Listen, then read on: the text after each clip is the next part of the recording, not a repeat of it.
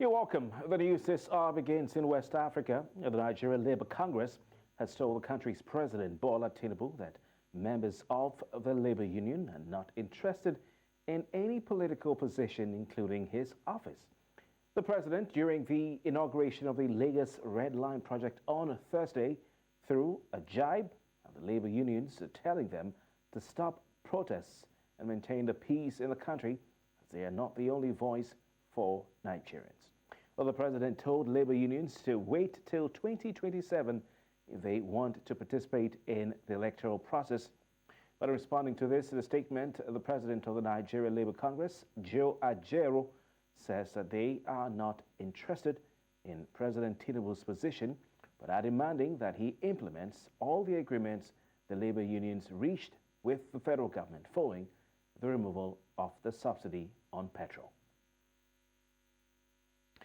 In a related development, the Trade Union Congress has equally reacted to President Bola Tinubu's statement, slamming organized labor for protesting within the first 9 months of his administration. As we said, the president spoke at the inauguration of the Lagos Red Line project on Thursday, telling labor unions to stop their protests and wait till 2027 to join the political process. President of the TUC, Festus Osifo, while speaking to newsmen, says the members of the TUC are unionists and not politicians, and hence they have the right to protest. He also adds that the statement of the president was alien to him, saying that he is interested in the welfare of members of the TUC and the Nigerian masses. Let's turn our attention to security matters now. Peace Ambassadors Center for Humanitarian Aid and Empowerment, in collaboration with the British Council, has organized a one-day training workshop for young activists in Borno State. The workshop seeks to change the negative perception about reintegration of de-radicalized Boko Haram insurgents, preventing radicalization of youth and fostering dialogue and reconciliation. With more, here's News Central's Umaru Kirawa. Discrimination is one major source of concern for many de-radicalized and successfully reintegrated former insurgents in Nigeria's northeast. This even manifests in relationships, as they hardly find anyone willing to settle down with them. This workshop brought together a diverse group of young people who are passionate about their community's progress. They are equipped to changing negative perceptions, preventing radicalization, and fostering dialogue and reconciliation. This is a really welcome development because youth are now being engaged in all the vital activities of the government. Peace building involves everybody, and I believe everyone has a role to play, especially the women, since the gender aspect is always sidelined. By involving youth in such issues, it gives more chances of building peace. These will serve as a catalyst for us to continue advocate for the sustainability of peace within and outside the state. During the workshop, the young peace advocates engaged in enlightening discussions, interactive sessions, and shared experiences related to peace building. Be patriotic, be nationalistic, and be helpful to our state and communities. With this kind of effort, we will achieve peace, and greater peace for that matter. So I think it's a welcome development. Our dream is you guys will go back to the community and then change the narrative. Meaning, it's not everything that we leave to security agencies and then the government to do. We also have a role to play, and this role has to be played by the youth. We are inaugurating a number of young ambassadors that will be going into society to trickle down the capacities of peace building and of tolerance that we have taught them. The project was funded by the British Council. The workshop also equipped the young peace advocates with the necessary tools to foster dialogue and reconciliation, which are essential for sustainable peace in the region as well as the Borno restoration agenda. In Maiduguri for News Central, Umaru Kirawa. A 23-year-old man, Chinalu Ogbonna, is now in the custody of the Abia State Police Command over the alleged murder of his 57-year-old father. The young man, who was said to have escaped from the hospital where he was taken for treatment by his father after he is said to have manifested a strange behavior on Sunday, returned home only to allegedly strangle the latter to death. With more, here's News Central's Chinwe Ogele. Citizens were on Tuesday protesting the harsh economic conditions in the country. Others decided to follow a dangerous path to economic advancement. The quiet community of Umuwaya Amuzuku in Umuahia North Local Government area of Abia State was thrown into commotion on that fateful day over the alleged strangling of Mr. Maduka Ogbonna, a tenant from Umuehihe Amoda Isuchi in Umunochi Local Government area of Abia State by his only son, Chinalu. Neighbors gave account of the unfortunate incident. Some days before then, the boy was behaving like a mad somebody, like a madman.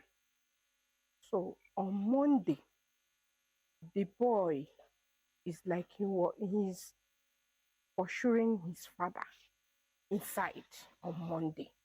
On Monday, ya kpọrọ nwa ya ha gawazie FMC.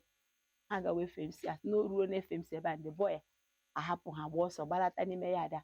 Papa ya soro kwe lọtakwa na-akpọgharị ya na ebe ọ bụ na ọ gara. Ihe ọ nọ na-asị m papa ya, confess, you are a bad man, confess, go to church, confess. The various accounts confirmed that the deceased's love for Chinalu caused his untimely death. Bawara ya mba, inwe ike bacha mba. Bawa daddy ya, papa ya bịa complain ya to papa ya. Papa ya abawakwara gị. Be running, walking up and down, threatening people, that kind of thing. Chinalu's grieving stepmother, Joy Ogbonna, said she would have been the victim if she had failed to move out of the house 2 years ago. I'm not happy. I am crying because I did not expect that. I take this child to hospital, that when he acted like a madman. I took him to hospital, to the FMC. He ran away. The police public relations officer, Maureen Chinaka, said the police are investigating the crime, while the suspect will soon be charged to court. Investigation revealed that he said he intentionally harmed his father. Actually, he killed his father so he could use his father's left eyes for mortuary purposes. For ritual purposes, rather. So we are investigating and will charge to court. The police will also be investigating an earlier incident where a man from the same Isuchi in Umunochi Local Government area of Abia State also allegedly shot dead his son for consuming the only cooked food in the home. In Umuahia News Central, Chinwe Ogele. Over 70 persons suspected to have committed different offences were, on Friday, paraded by a joint operation of security agencies led by Operation Safe Haven in just the capital of Plateau State. Chizoba Aniowe was there for News Central and now reports. This is the first parade of criminal suspects by the combined security agencies in Plateau State this year. It is also the first time this huge number of young men are facing journalists in recent times. Their cases may not be unconnected with the many civil unrest that rocked some parts of Kaduna and Bauchi states, which includes the 2023 Christmas Eve attacks in some parts of Plateau State. The development was credited to a boost in the capacity of personnel as promised by the service chiefs during their operational assessment of the security situation on the plateau. Security agencies also neutralized a total of 13 armed criminals and arrested 271 suspects for offenses related to kidnapping, armed robbery, gun running, banditry, armed destruction, vandalism, and other sundry crimes. So far, we have prosecuted a total of 33 arrested suspects to court and dismantled 2 arms fabrication factories. Also, personnel recovered a total of 454 livestock from rustlers. Operation Safe Haven reaffirmed their commitment in ensuring sustainable peace is achieved in troubled areas within her areas of coverage. Operation Safe Haven appreciate the good people of Plateau, Kaduna, and Bauchi State for their immense support and cooperation towards ensuring credible information is provided to aid the successful conduct of operations by security agencies towards flushing of criminal elements and their collaborators. A total of 79 civilians were rescued from the kidnappers and armed robbers, while 110 different calibers of weapons and 1,161 ammunition were recovered from suspected criminals. In Jos for News Central, I am Chizoba Anyowe. Nigeria's Minister of the Interior has tasked the newly appointed Controller General of the Nigerian Immigration Service to live up to the high expectations of citizens and to prefer solutions to the numerous challenges affecting the service. The minister, during the declaration of the Controller in Abuja, has her to become a solution provider and take the service to the next level. You have what it takes to deliver.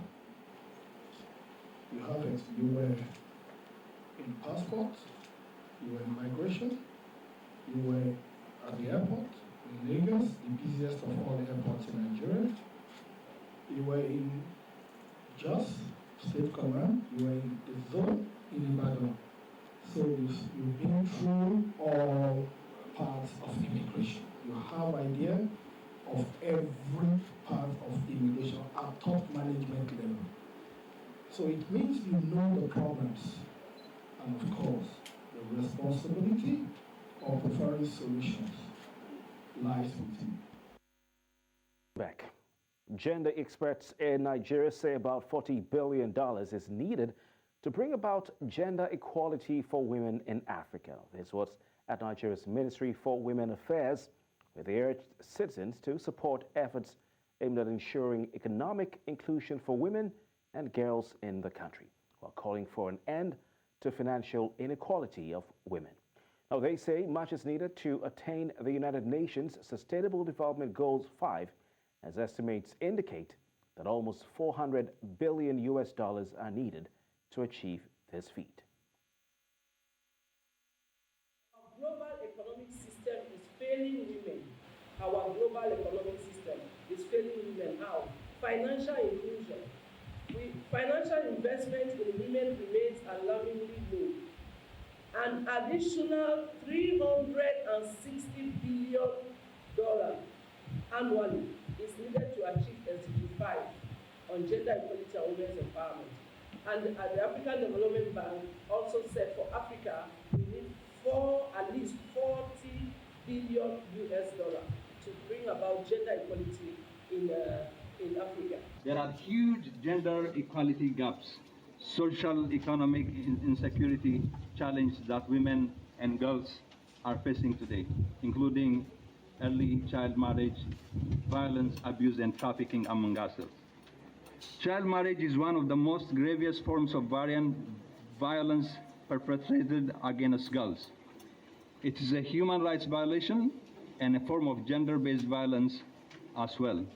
If you want to write for help for us, and you really have the good intention of helping Nigeria, write for people that will help us either donate these industrial machines or pay for it to be given out to women in the villages, as we are already clustering them in the portal as cooperatives. So one big industrial machine can serve a community to help them in producing what they know how to do best and selling it. And through that portal, it could still be.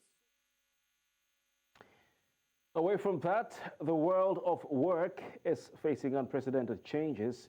New technologies such as artificial intelligence, robotics, automation, and digitization of the economy, along with the changes in the socio-political patterns and climate change, are shifting the work or nature of work. Nigeria's maritime workers are key drivers of the sector. Their well-being is a reflection of the health of the industry. Therefore, there's a need to ensure policies which must implement or be implemented are put in place to protect their interest in the workplace and also to curb the extreme hardship they face today. Notably, in advanced maritime nations, qualitative education, training, and workers' welfare are given the most highest priority. If the workers are well paid, you won't see any reactions coming out from the labor leaders. But what you are seeing now is as a result of the hardship economy that all of us are passing through in this country today. So to me, as an representative of the workers, ours is to protect their welfare and tell the whole world that all is not well. And that is why you see the Nigerian Labour Congress coming out and say, well, let's register our awareness before the government, the area of challenges, what average citizens are passing through in this country. And that is why you see everybody troop out to let the whole world know that all is not well in this country.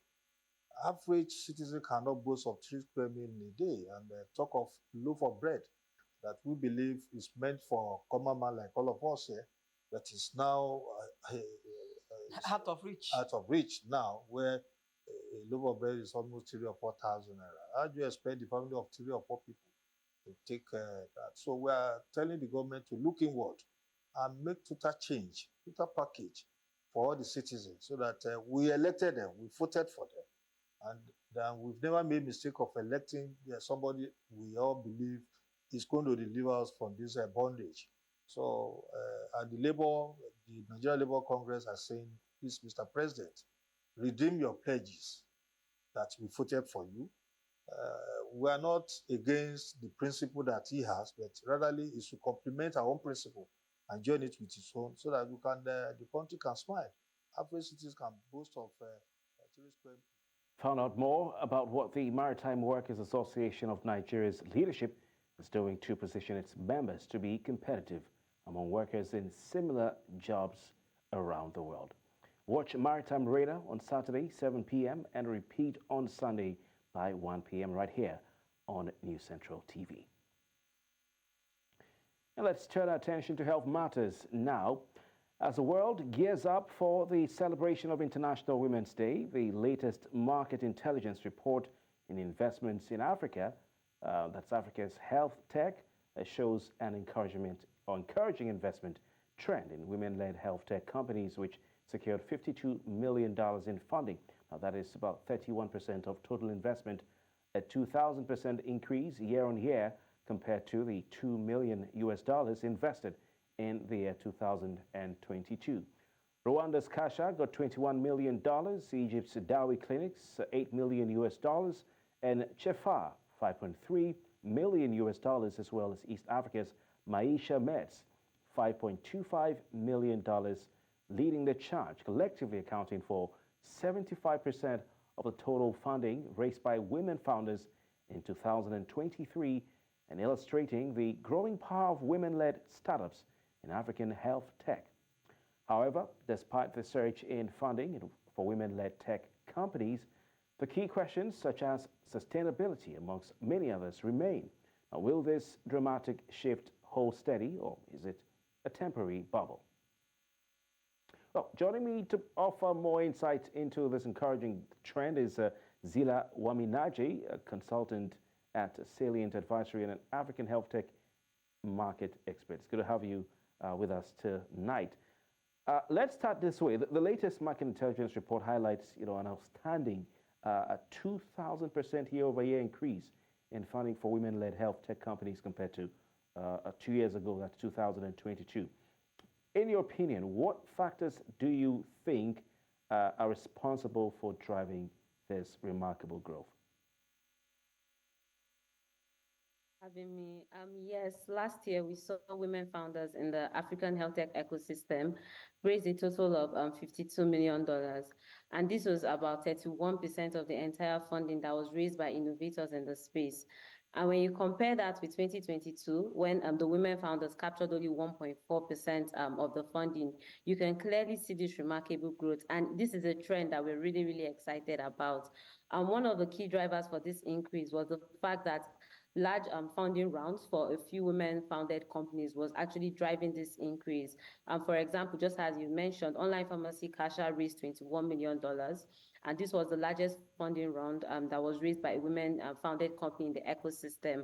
And aside Kasha, we also have Dawi Clinics, Maisha Meds, and Chefa, who collectively accounted for 75% of the total funding that went to women founders last year. Quite interesting, Zila. Now, drawing from your extensive, data collection efforts, how will you characterize the pace at which the gender financing gap is narrowing within the African health tech space? So the data shows that there were significant and positive shifts in the narrowing of these gender financing gaps. While we saw that the share of deals remained fairly consistent across the gender groups, we also saw a dramatic increase in the amount of funding. So in addition to the increase that we saw for women founders, when we look at mixed gender founding teams, so companies that have both male and female founders, we also saw that funding to this type of companies increased as well from 10% in 2022 to 21% in 2023. And overall, this just suggests that funding for African health tech innovators was more equitable across genders in 2023 than in previous years. And looking ahead, do you anticipate a continued upward trajectory in funding for women-led businesses, particularly in African health tech? Yes, we believe that if the current momentum is sustained, we'll continue to see this more equitable distribution of funding. It was really great to see such large funding rounds for women, and this just aligns with our consistent advocacy to investors and donors to continue to apply intentional approaches, to provide funding to women founders and bridge these financing gaps. And if these efforts are sustained, what we know is that the implication will be that funding in the ecosystem will become more inclusive. We're going to have more amazing women-founded companies getting funding to support their work. It also means that women founders will continue to be at the forefront also at transforming health systems across the continent. Finally, the market intelligence report we're relying on highlights a modest 2% decline in funding for African health tech in 2023, compared to a significant 39% decline in the broader landscape. What do you see as the key implications of this little decline for the future of Africa's health tech ecosystem? Yeah, African health tech innovators, they raised $167 million in funding last year. And compared to 2022, there was just a very slight decline, 2%, as you have said. And this just suggests that African health tech was more resilient than other tech sectors over the years. Our data also shows that investors' biggest bets were on online pharmacy solutions. These innovators, they captured 38% of all funding. And this was largely driven by Series B funding rounds. So the top funded health online pharmacies. And a common trend that we're seeing in these online pharmacies is that they are also providing telemedicine services. And this just enhances the overall patient experience, because then they are providing patients with this kind of comprehensive package, and this is something that investors continue to be interested in. Also, when we look at the type of funding deals, the reality is that most of the funding deals for health tech startups on the continent are grants. Last year, we saw that 52% of the funding deals that went to innovators were grants. But when you look at it in terms of funding amount, this grant just accounted for 7% of the total funding. And this is due to their small ticket sizes. But when you look at equity funding now, that accounted for 91%, because equity funding deals, they typically have larger ticket sizes than grants. So one thing we'll know is that we'll continue to see these grants play a big role in terms of facilitating funding for innovators to be able to grow, validate their models, and also scale their business. Quite interesting. Zila Wambinaje, consultant at Salient Advisory. Thank you so very kindly for your time tonight. Thank you. It was great speaking with you. Well, no fewer than 9 people have died of Lassa Fever in Borno State, northern Nigeria, in the past 2 months. The state epidemiologist, Dr. Simon Gishe, disclosed this to journalists in a telephone chat. This comes after the Nigeria Center for Disease Control and Prevention said it had recorded 2,621 suspected Lassa fever cases and 84 deaths, with a case fatality rate of 18.6%. Also, he says that 46 people, including health workers and internally displaced persons, have been hit by the dreaded disease across the state. He notes that 4 cases were found among the internally displaced persons at Ortese IDP camp in Guma local government area of the state.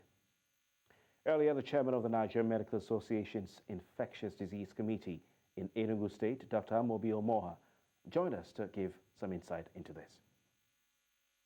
It is being transmitted by a rodent called Mastomy matriensis, which is a multimate rat.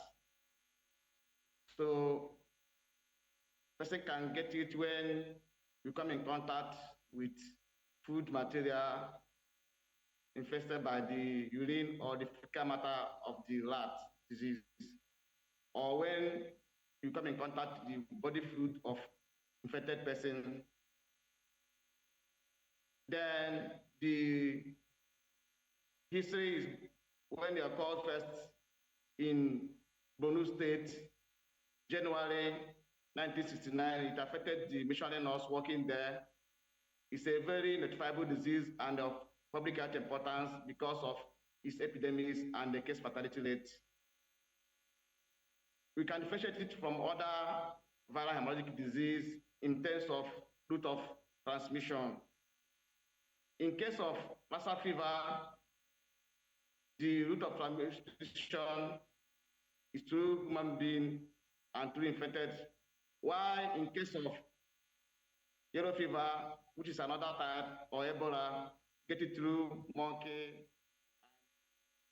You're welcome back. The news continues in West Africa, where several dozens of journalists have gathered outside the premises of a 7 TV television channel to show support for a colleague who was attacked on Thursday night. Maimouna Ndour-Faye, a journalist and general manager of the privately owned channel, was stabbed near her home in the Senegalese capital, Dakar. Well, she's now in stable condition, according to a 7 TV statement. Meanwhile, Senegal's President Macky Sall has condemned the violent knife attack, which comes amid heightened tension in the West African nation over the postponement of a presidential election that was scheduled for February 25. La sécurité du journaliste qui a été touché. Et quand les journalistes ont un sentiment d'insécurité, je pense que sans prétention aucune, la démocratie, quelque part, a un sentiment d'insécurité. Parce que tout le monde sait que la liberté de la presse et la liberté d'expression constituent quand même des piliers de la démocratie en tant que système viable où chaque citoyen peut s'exprimer dans le respect de l'autre sans qu'on puisse essayer d'attenter à sa vie. C'était dur, c'était difficile à supporter, c'était aussi compliqué et c'est déplorable quand même. C'est déplorable qu'on fasse ça à une personne aussi brave et personne ne le mérite, encore moins une soutien. Mais moi aussi j'ai été victime de violences policières récemment et c'est pour cela que je dis que la presse doit se mobiliser pour que ces agissements-là cessent. Parce qu'il est hors de question que les journalistes se sentent menacés, soient violentés alors qu'ils ne font que leur travail. In Central Africa, Chad's junta chief Mahamat Idris Deby Itno on Saturday said he will contest a May 6 presidential election just 3 days after his chief rival was killed in murky circumstances.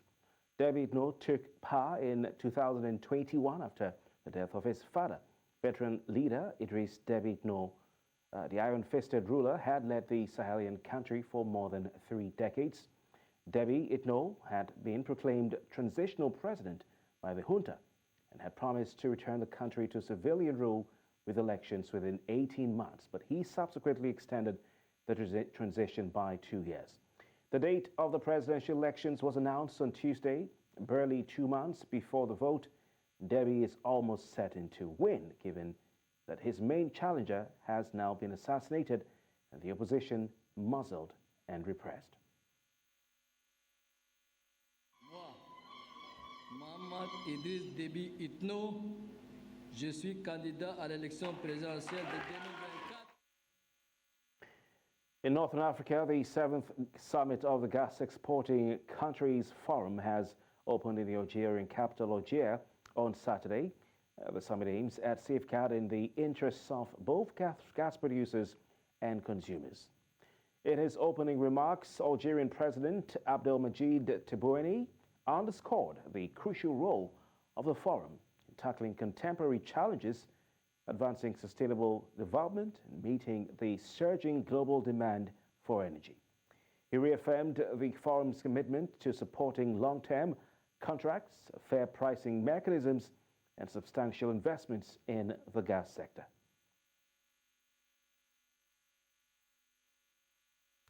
As the South African elections draw closer, political parties are on their toes to give a clear message to their supporters on what they will deliver if elected.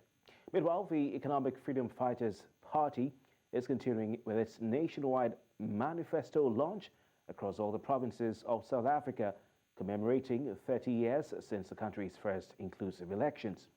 The EFF say its manifesto, drawn from its 10 years of political activism and engagement with the South African people. The greatest challenge we face is youth unemployment, in Gauteng especially, right? The EFF manifesto speaks to resolving that. In total, if I'm not mistaken, we are talking about creating about 9 million jobs in the country, right? The majority of which will be in Gauteng, for the youth of Gauteng. Another problem we have is education. Free education on the tertiary level, compulsory education on the primary and secondary level, and quality education.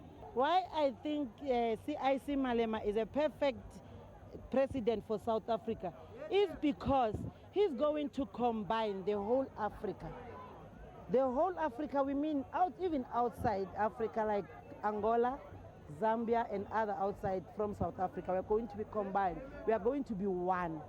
Not really divided, South Africa, Angola, Zambia. So that is why he's a perfect president. ANC gave us challenges because even if NSFAS don't approve and problems, yes, and we know that Malema can do better for us so that we can go to school, so that we can work. Because of even if you are a graduate, you are like someone that didn't go to school because of there are no jobs. But we know Malema can do better for us, so that's why we are here. Yeah. You know Malema support us support Malema. We are one. You're welcome back. Hundreds of Russians visited the grave of dead Russian opposition leader Alexei Navalny on Saturday. They raised arrest to pay their tribute to the anti-corruption campaigner for a second day running. Now, some mourners queued outside the Borisovo Cemetery in southern Moscow on Saturday afternoon as more walked from the nearby metro station carrying flowers and placards in honor of Navalny. Navalny, President Vladimir Putin's fiercest critic for more than a decade, died in an Arctic prison colony last month where he was serving a 19-year sentence for alleged extreme charges.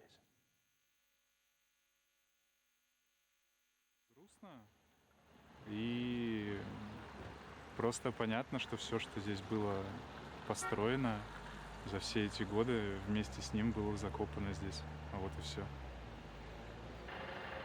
Что все люди чувствуют скорбь, отчаяние, ну и надежду. Все-таки Алексей просил нас не отчаиваться и бороться.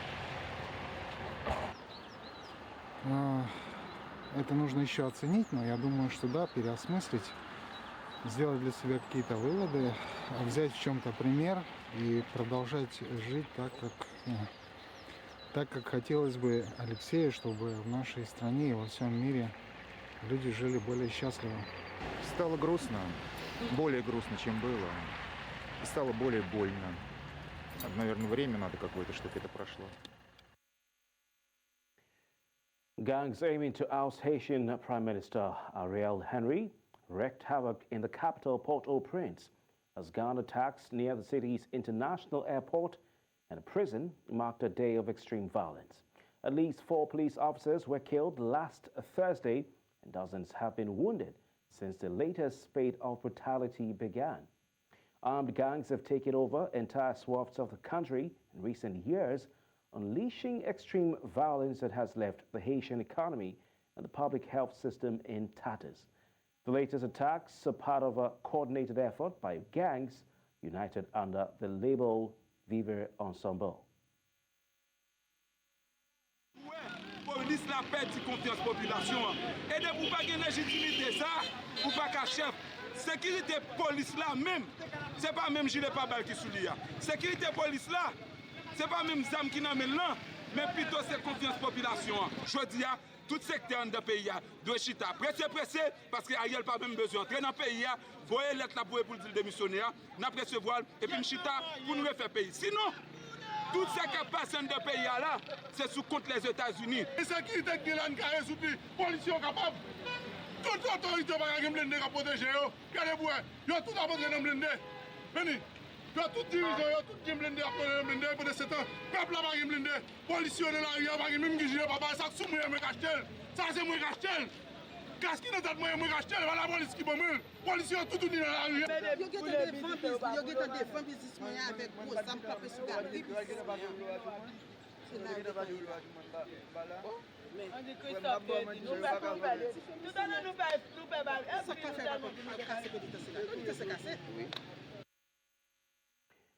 An Israeli strike on a car in South Lebanon on Saturday killed 3 Hezbollah fighters. And this is the latest in almost 5 months of escalating cross-border fire between the Iran-backed group and Israel. In a statement, the Israeli army said its aircraft targeted a car in southern Lebanon, transporting what it called a number of terrorists who launched rockets into Israeli territory. Since the war erupted between Israel and Gaza-based Palestinian militant group Hamas on October 7, Hezbollah has been launching nearly daily attacks from Lebanon into northern Israel, in support of its ally Hamas, while Israel has been striking South Lebanon. The cross-border violence has raised fears of an all-out conflict between Hezbollah and Israel, which last went to war in 2006.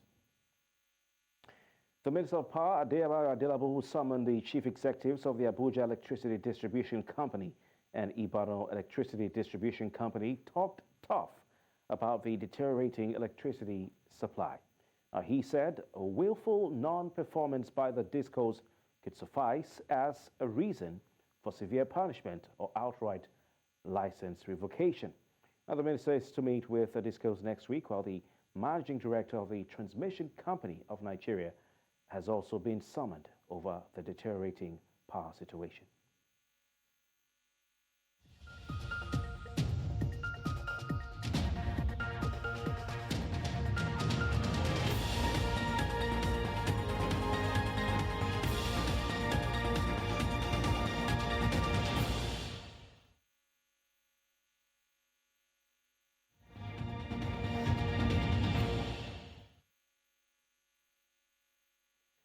The last 4 teams standing to contest for the 2 sports reserved for the Africa at the Paris 2024 Olympics have been confirmed.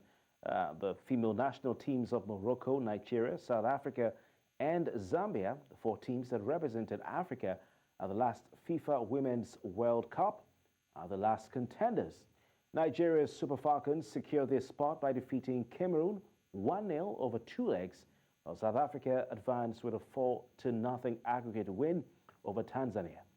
Ghana, meanwhile, faced Zambia in a thrilling match with the Copper Queens, winning 3-3 on aggregate.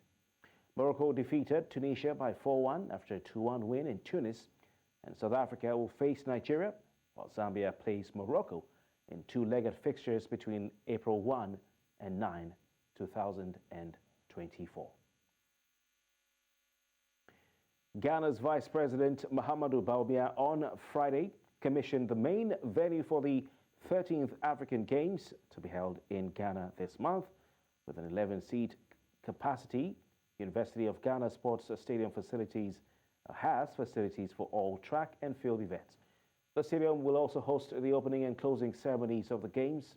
Vice President Bawumia said that Ghana received the green light to host the Games but did not have adequate infrastructure, which had placed enormous responsibility on the country to build more infrastructure to make the dream of hosting its first ever African Games possible. And commitment has paid off.